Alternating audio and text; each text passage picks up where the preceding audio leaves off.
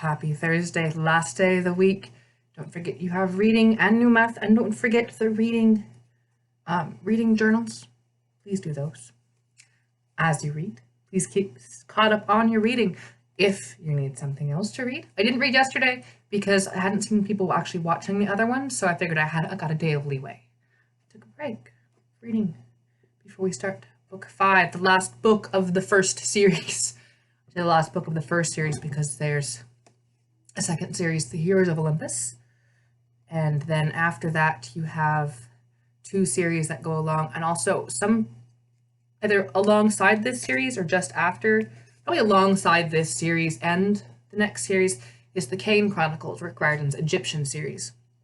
After this series you have The Heroes of Olympus, which brings in the Roman pantheon, which is very similar to the Greek. Love the heroes. Introduces a bunch of new characters, new half-bloods that are fantastic.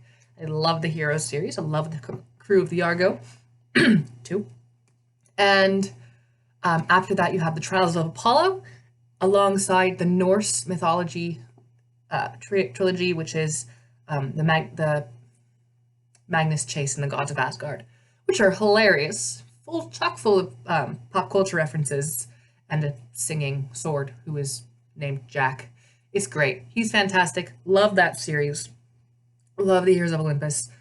But it all started here, and here is the end of the beginning. Percy Jackson and the Olympians, Book 5, The Last Olympian, by Rick Riordan. To my 8th grade English teacher who started me on my journey as a writer. Chapter 1. I go cruising with explosives. Before we get there, we actually have a map. You can't see it very well, but it's a lovely map of Manhattan along with, does it have Camp Half-Blood on here? I don't think. Camp Half-Blood is right there, that way. It's not on the map because this is downtown Manhattan, and Camp Half-Blood's on Long Island, which is not particularly close to downtown Manhattan. But there's the Empire State Building, above which Olympus sits. Chapter 1. I go cruising with explosions. Just out of curiosity, how long is this chapter? Chapter 2. Okay. 27 pages. Hey, it's almost the same length as your first segment of reading for Ungifted. A little bit shorter. Chapter 1. I go cruising with explosives. The end of the world started when a Pegasus landed on the hood of my car. Up until then, I was having a great afternoon.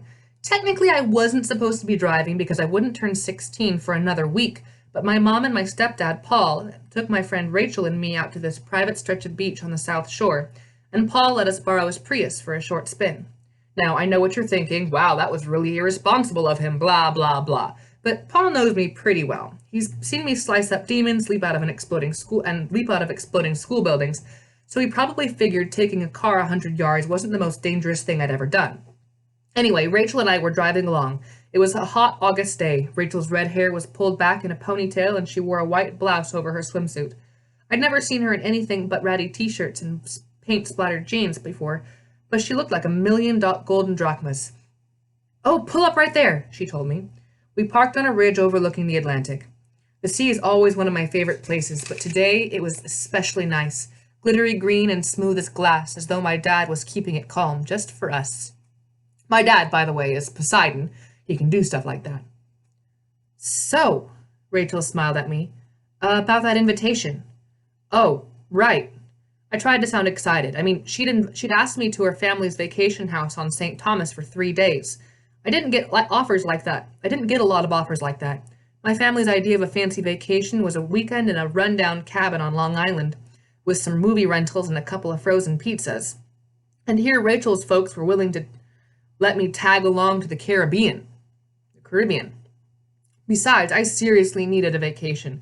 This summer had been the hardest of my life. The idea of taking a break even for a few days was really tempting. Still, something big was supposed to go down any day now, and I was on call for a mission.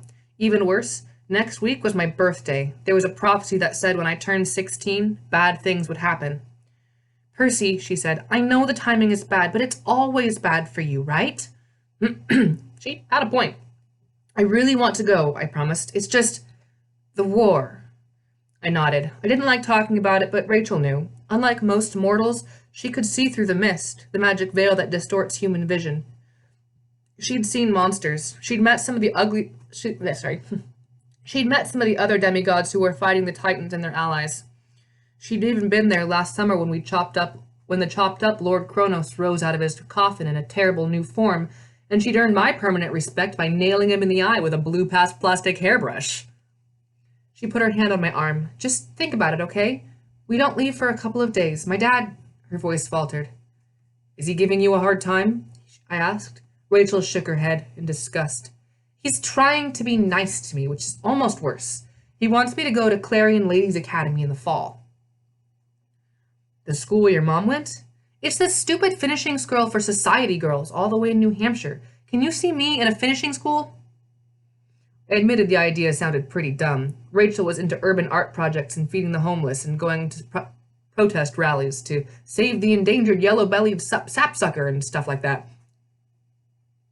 I'd never even seen her wear a dress. It was hard to imagine her learning to be a socialite.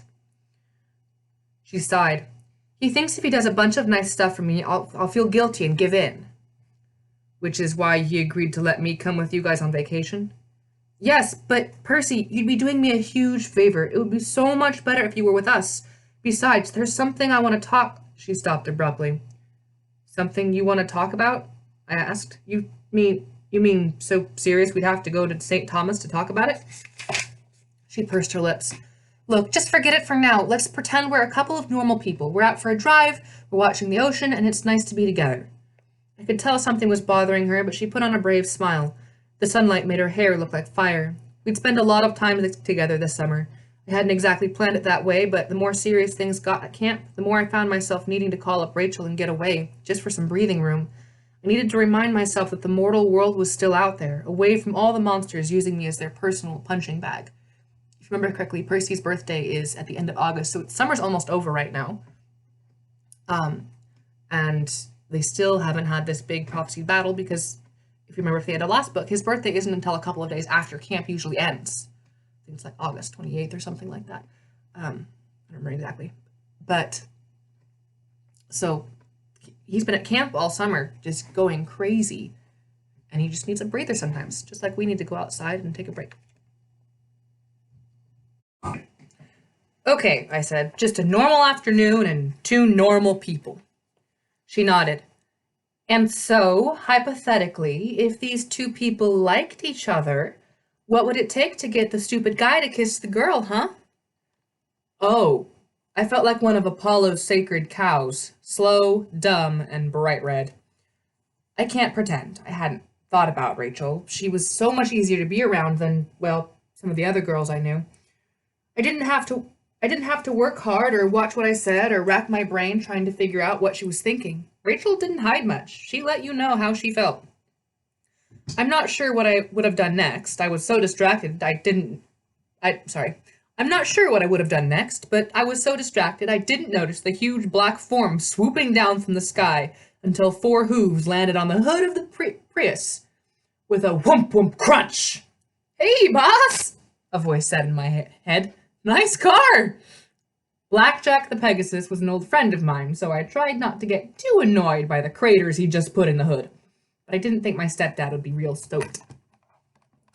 Paul. Stepdad. Blackjack, I sighed. What are you... Then I saw who was riding on his back, and I knew my day was about to get a lot more complicated. Sup, Percy? Charles Beckendorf, senior counselor for the Hephaestus cabin, would make most monsters cry for their mommies. He was huge, with ripped muscles from working on the forges every summer. 2 years older than me, and one of the camp's best armor smiths. Somewhere where the cat will walk on it.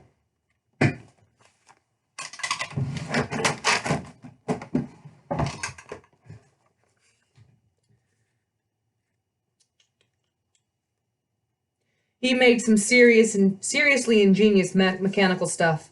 A month before, he'd rigged a Greek firebomb in the bathroom of a tour bus that was carrying a bunch of monsters across the country. The explosion took out a whole legion of Kronos' evil meanies as soon as the first harpy went flush. Beckendorf was dressed for combat. He wore a bronze breastplate and a war helm with black camo pants and a sword strapped to his side. His explosives bag was slung over his shoulder. "Time?" I asked. He nodded grimly. A clump formed in my throat. I'd known this was coming. We'd been planning for it for weeks, but I'd half hoped it would never happen. Rachel looked up at Beckendorf and said, "Hi." "Oh, hey, I'm Beckendorf. You must be Rachel. Percy's told me, he mentioned you." Rachel raised an eyebrow. "Really? Good." She glanced at Blackjack, who was clopping his hooves against the hood of the Prius. "So, I guess you guys have to go save the world now?" "Pretty much," Beckendorf agreed. I looked at Rachel helplessly. "Would you tell my mom?" "I'll tell her. I'm sure she's used to it, and I'll explain to Paul about the hood." I nodded my thanks, and I figured this might be the last time Paul loaned me his car. "Good luck." Rachel kissed me before I could even react. "Now, get going, Half-Blood. Go kill some monsters for me." My last view of her was sitting in the shotgun seat of the Prius. Sorry, let me try that again. My last view of her was sitting in the shotgun seat of the Prius, her arms crossed, watching as Blackjack circled higher and higher, carrying Beckendorf and me into the sky. I wondered what Rachel wanted to talk to me about, and whether I'd live long enough to find out. "So," Beckendorf said, "I'm guessing you don't want me to mention that little scene to Annabeth." "Oh, gods," I muttered. "Don't even think about it." Beckendorf chuckled, and together we soared out over the Atlantic. It was almost dark by the time we spotted our target. The Princess Andromeda glowed on the horizon, a huge cruise ship lit up yellow and white. From a distance, you'd think it was just a party ship, not the headquarters of the Titan Lord. Then, as you got closer, you might notice the giant figurehead, a dark-haired maiden in a Greek chiton, wrapped in chains with a look of horror on her face, as if she could smell the stench of all the monsters she was being forced to carry. Seeing the ship again twisted my gut into knots. I'd almost died twice on the Princess Andromeda. Now it was heading straight for New York. "You know what to do?" Beckendorf yelled over the wind. I nodded. We'd done dry runs at the dockyard in New Jersey, using abandoned ships as our targets. I knew how little time we would have, but I also knew this was our best chance to end Kronos' invasion before it ever started. "Blackjack," I said, "set us down on the lowest stern deck." "Gotcha, boss," he said. "Man, I hate seeing that boat." 3 years ago, Blackjack had been enslaved on the Princess Andromeda until he'd escaped with a little help from my friends and me. I figured he'd rather have his mane braided like My Little Pony than be back here again. "Don't wait for us," I told him. "But, boss—" "Trust me," I said. "We'll get out by ourselves." Blackjack folded his wings and plummeted toward the boat like a black comet. The wind whistled in my ears. I saw monsters patrolling the upper decks of the ships. Dracene, snake women, hellhounds, giants, and the humanoid seal demons known as Telkines, but we zipped by so fast none of them raised the alarm. We shot down the stern of the boat, and Blackjack spread his wings, lightly coming to a landing on the lowest deck. I climbed off, feeling queasy. "Good luck, boss," Blackjack said. "Don't let him turn you into horse meat." With that, my old friend flew off into the night. I took my pen out of my pocket and uncapped it, and Riptide sprang to its full size, 3 feet of deadly celestial bronze glowing in the dusk. Beckendorf pulled a piece of paper out of his pocket. Oh, wow, that was some lovely alliteration. Beckendorf pulled a piece of paper out of his pocket. It was fun to read. I thought it was a map or something. Then I realized it was a photograph. He stared at it in the dim light, the smiling face of Selena Beauregard, daughter of Aphrodite. They'd started going out last summer after years of the rest of us saying, "Duh, you guys like each other." Even with all the dangerous missions, Beckendorf had been happier this summer than I'd ever seen him. We'll make it back to camp," I promised. For a second I saw worry in his eyes. Then he put on his old confident smile. "You bet," he said. "Let's go blow Kronos back into a million pieces." Beckendorf led the way. We followed a narrow corridor to the service stairwell, just like we'd practiced, but we froze when we heard noises above us. "I don't care what your nose says," snarled a half-human, half-dog voice. Telkine. "The last time you smelled Half-Blood, it turned out to be a meatloaf sandwich." "Meatloaf sandwiches are good," a second voice snarled. "But this is Half-Blood scent, I swear. They are on board." Bah! Your brain isn't on board! They continued to argue, and Beckendorf pointed downstairs. We descended as quietly as we could. 2 floors down, the voices of Talkine started to fade. Finally, we came to a metal hatch. Beckendorf mouthed the words, "Engine room." It was locked, but Beckendorf pulled out some chain cutters out of his bag and split the bolt like it was made of butter. Inside, a row of yellow turbines the size of grain silos churned and hummed.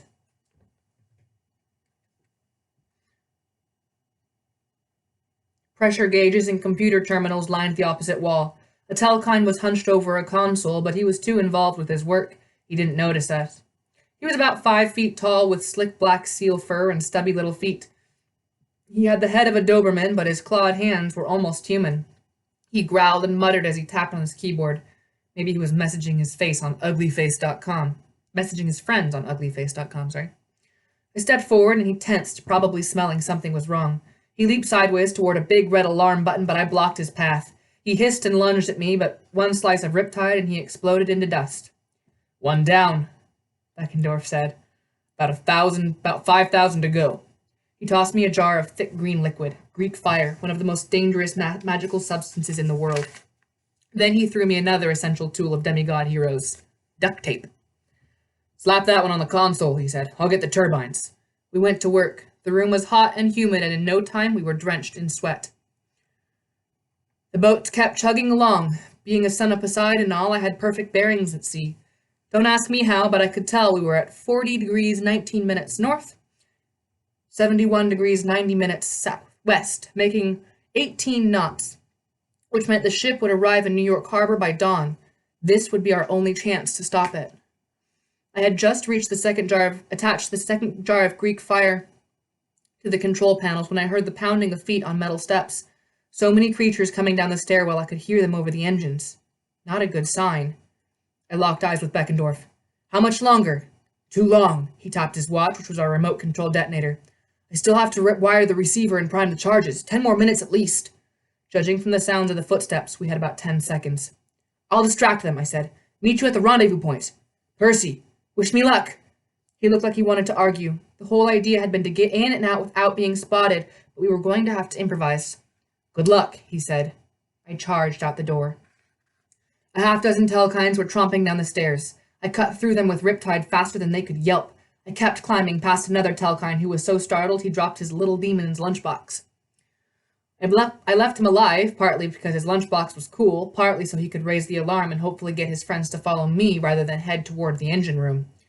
I burst through a door onto deck 6 and kept running. I'm sure the carpeted hall had once been very plush, but over the last 3 years of monster occupation, the wallpaper, carpet, and stateroom doors had been clawed up and slimed, so it looked like the inside of a dragon's throat, and yes, unfortunately, I speak from experience.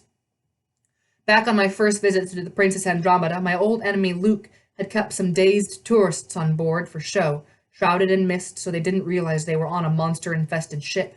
Now I didn't see any sign of tourists.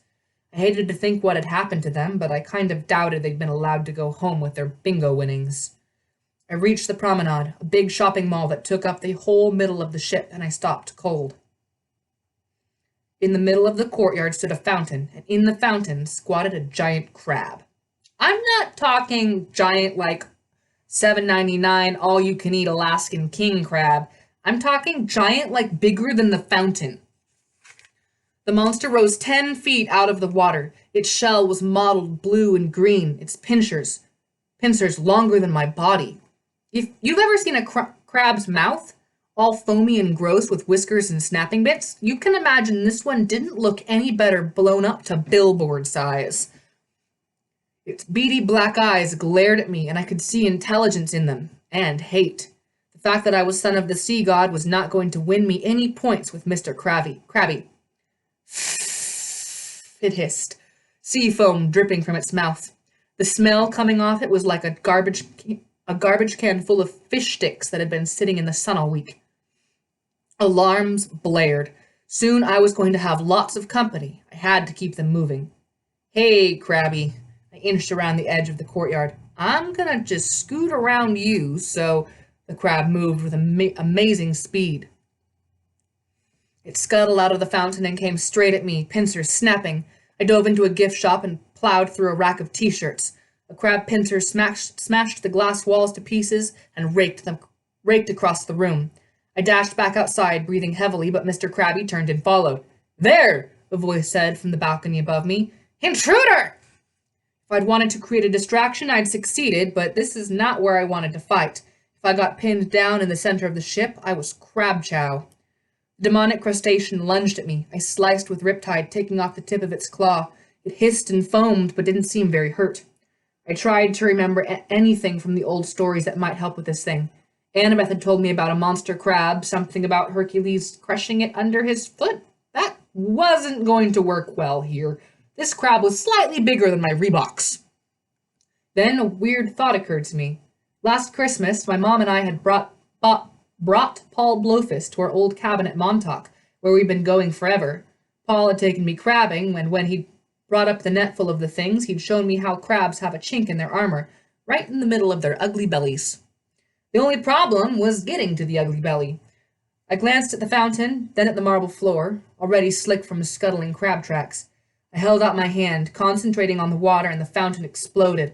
Water sprayed everywhere, 3 stories high, dousing the balconies and the elevators and the windows of the shops. The crab didn't care. It loved water.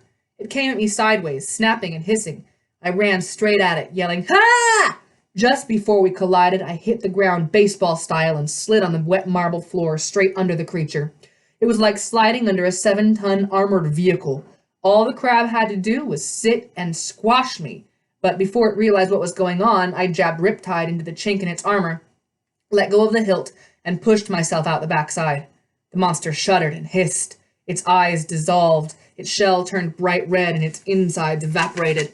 The empty shell clattered to the floor in a massive heap.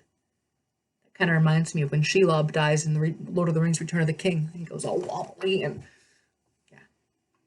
well, she doesn't actually die there. She leaves. Anyway, I didn't have time to admire my handiwork. I ran for the nearest stairs while all around me monsters and demigods shouted orders and strapped on their weapons. I was empty-handed. Riptide, being magic, would appear in my pocket sooner or later, but for now it was stuck somewhere under the wreckage of the crab, and I had no time to retrieve it. In the elevator foyer on deck 8, a couple of Dracinae slithered across my path. From the waist up, they were women with green, scaly skin, yellow eyes, and forked tongues. From the waist down, they had double snake trunks instead of legs.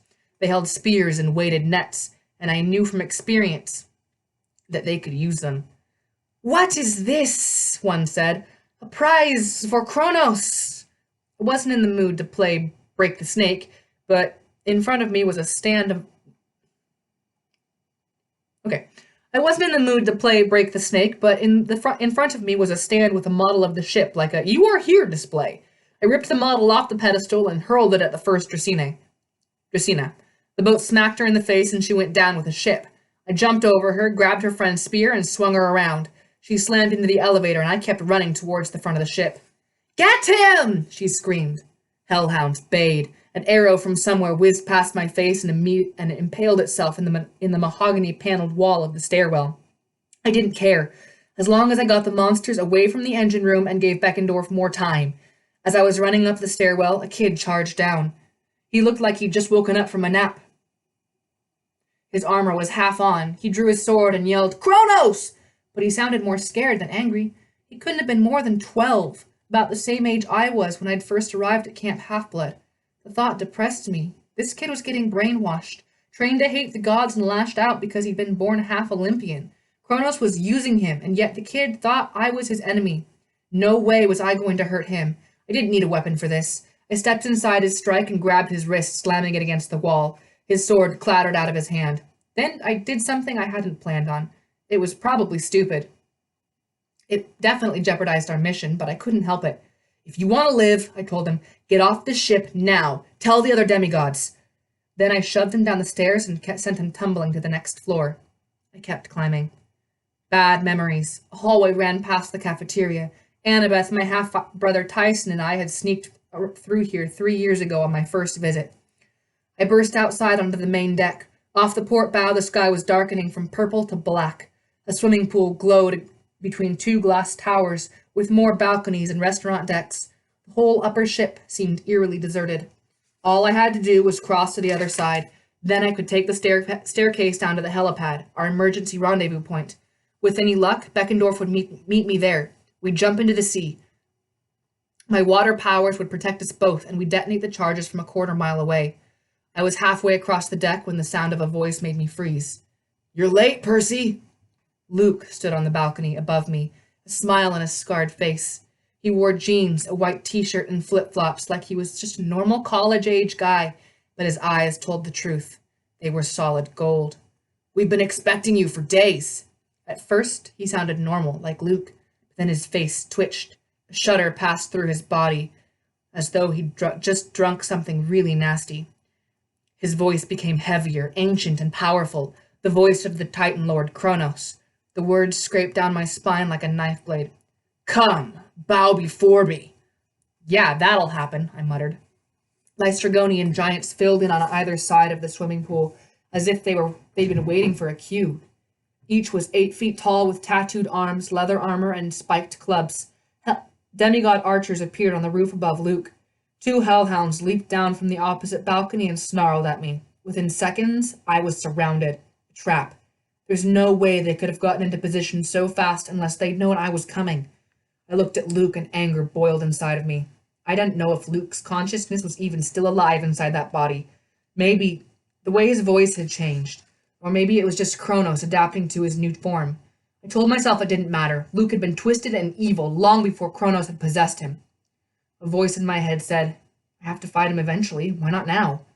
According to that big prophecy, I was supposed to make a choice that saved or destroyed the world when I was 16. That was only 7 days away. Why not now? If I really had the power, what difference would a week make? I could end this threat right here by taking down Kronos. Hell, hey, I'd fought monsters and gods before. As if reading my thoughts, Luke smiled. No, he was Kronos. I had to remember that. "Come forward," he said, "if you dare." The crowd of monsters parted. I moved up the stairs, my heart pounding. I was sure somebody would stab me in the back, but they let me pass. I felt my pocket and found my pen waiting. I uncapped it, and Riptide grew into a sword. Kronos' weapon appeared in his hands, a 6-foot-long scythe of half celestial bronze, half mortal steel. Just looking at the thing made my knees turn to jello, but before I could change my mind, I charged. Time slowed down. And I mean literally slowed down, because Kronos had that power. I felt like I was moving through syrup. My arms were so heavy I could barely raise my sword. Kronos smiled, swirling his scythe at normal speed and waiting for me to creep toward my death. I tried to fight his magic. I concentrated on the sea. Around me, the source of my power. I'd gotten better at channeling it over the years, but now nothing seemed to happen. I took another slow step forward. Giants jeered. Drsine hissed with laughter. "Hey, Ocean," I pleaded. "Any day now would be good." Suddenly, there was a wrenching pain in my gut. The entire boat lurched sideways, throwing monsters off their feet. 4,000 gallons of seawater surged out of the swimming pool, dousing me and Kronos and everyone on the deck. The water revitalized me, breaking the time spell, and I lunged forward. I struck at Kronos, but I was still too slow. I made the mistake at looking at his face. Luke's face. A guy who was once my friend, and as much as I hated him, it was hard to kill him. Kronos had no such hesitation. He sliced downward with his scythe. I leaped back, and the blade missed by an inch, cutting a gash in the right deck between my feet. In the deck, right between my feet.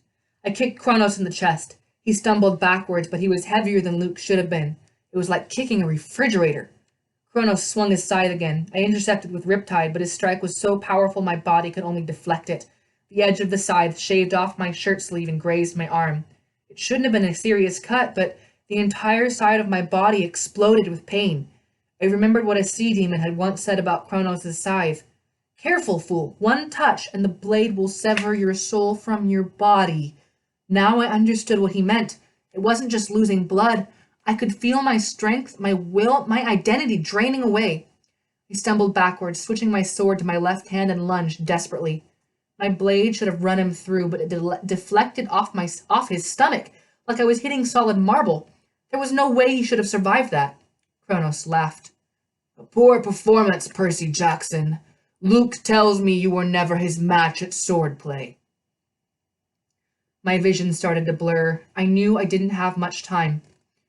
"Luke had a big head," I said, But at least it was his head.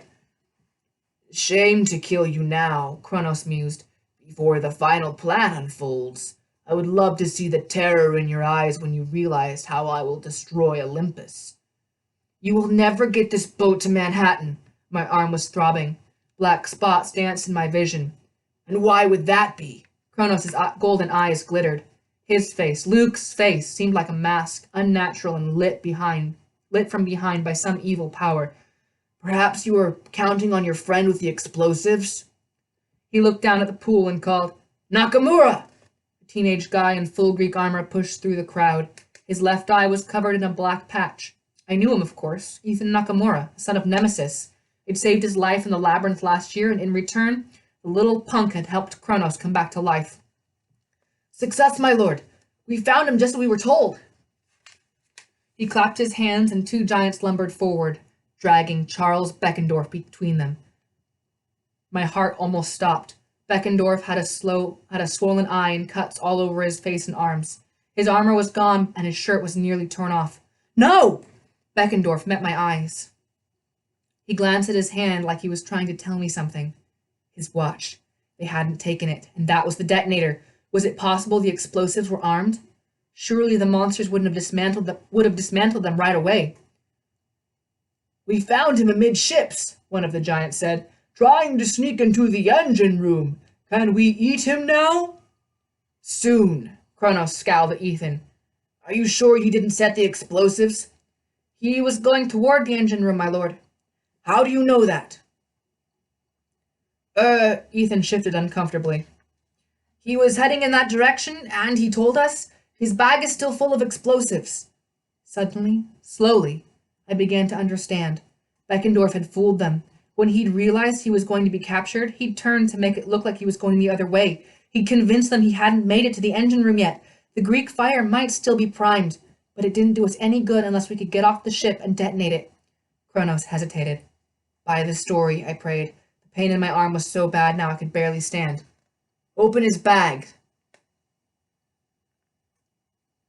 Kronos ordered. One of the giants ripped the explosive satchel from Beckendorf's shoulder. He peered inside, grunted, and turned it upside down. Panicked monsters surged backwards. If the bag had really been full of Greek fire jars, we would have all blown up. But what fell out were a dozen cans of peaches. I could hear Kronos breathing, trying to control his anger. Did you perhaps, he said, capture this demigod near the galley? Ethan turned pale. And did you perhaps send someone to actually check the engine room? Ethan scrambled back in terror, then turned on his heels and ran. I cursed silently. Now we had only minutes before the bombs were disarmed. I caught Beckendorf's eyes again and asked a silent question, hoping he would understand. How long? He kept his fingers in the thumb, making a circle. 0. There was no delay on the timer at all. If he managed to press the detonator button, the ship would blow at once. We'd never get far enough away before using it. We'd never be able to get far enough away before using it. The monsters would kill us first or disarm the explosives, or both. Kronos turned toward me with a crooked smile. You'll have to excuse my incompetent help, Percy Jackson, but it doesn't matter. We have you now. We've known you were coming for weeks. He held out his hand and dangled a little silver bracelet with a scythe charm, the Titan Lord's symbol. The wound in my arm was sapping my ability to think, but I muttered, Communication device. Spy at camp. Kronos chuckled. You can't count on friends. They will always let you down. Luke learned that lesson the hard way. Now drop your sword and surrender to me or your friend dies. I swallowed. One of the giants had his hand around Beckendorf's neck. I was in no shape to rescue him, and even if I tried, he would die before I got there. We both would. Beckendorf mouthed one word. Go. I shook my head. I couldn't just leave him. The second giant was still rummaging through the peach cans, which meant Beckendorf's left arm was free. He raised it slowly toward the watch on his right wrist. I wanted to scream, No! Then, down by the swimming pool, one of the Drecinae hissed, What is he doing? What is that on his wrist? Beckendorf closed his eyes tight and brought his hand up to his watch. I had no choice. I threw my sword like a javelin at Kronos. Bounced harmlessly off his chest, but it did startle him.